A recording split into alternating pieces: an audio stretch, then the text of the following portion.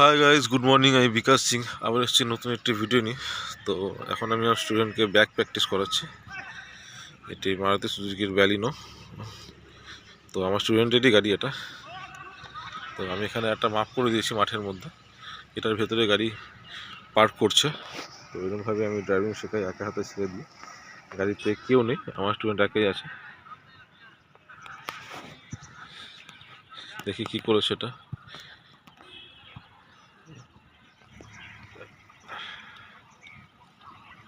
আমি কিছু বলবো না ওকে, দেখি কতটা ঠিক করতে পারে।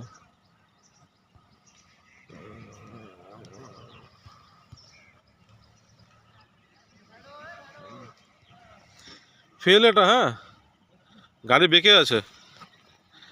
নিচে নামো, নিচে নেমে দেখো নিজে, ধীরে ধীরে। Good good good good. তো প্রথমে একটা ভুল হয়েছিল, তো আবার করাচ্ছি। ইটের মাপগুলো খুব ছোট ছোট আছে, ছোট ছোট ইট দিয়ে জন্য হয়তো আপনারা বুঝতে পারছেন না। একটু ভালো করে দেখুন, বুঝতে পারবেন। এই যে একটা ইট, পাশে একটা ইট, আর তারই সোজাসুজি পিছনে ইট আছে ছোট ছোট।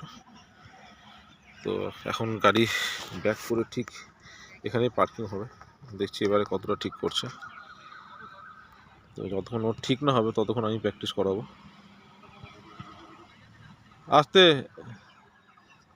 দেখি কি করেছে।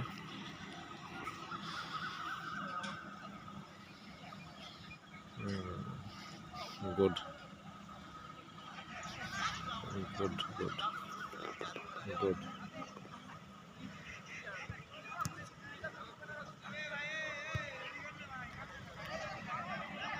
Very good.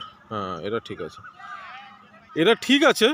কিন্তু চেষ্টা করে বেশি তোমার রাইটের দিকে গাড়িটা রাখার, এই সাইডে। একদম একদম, তোমার গাড়ি যত এই এই এই লেভেলে থাকবে না তত ভালো। তাহলে কি হবে, ওদিকে লেগে যাওয়ার চান্স থাকবে না। তুমি যদি এখানে গ্যাপ বেশি দিয়ে দাও তাহলে এদিকে লেগে যেতে পারে।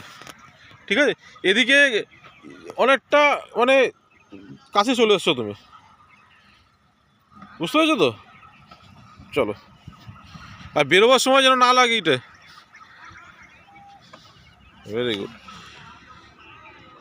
তো আবার আসবো গাইস নতুন একটি ভিডিও নিয়ে। ততক্ষণ যেন tata, take care and bye by.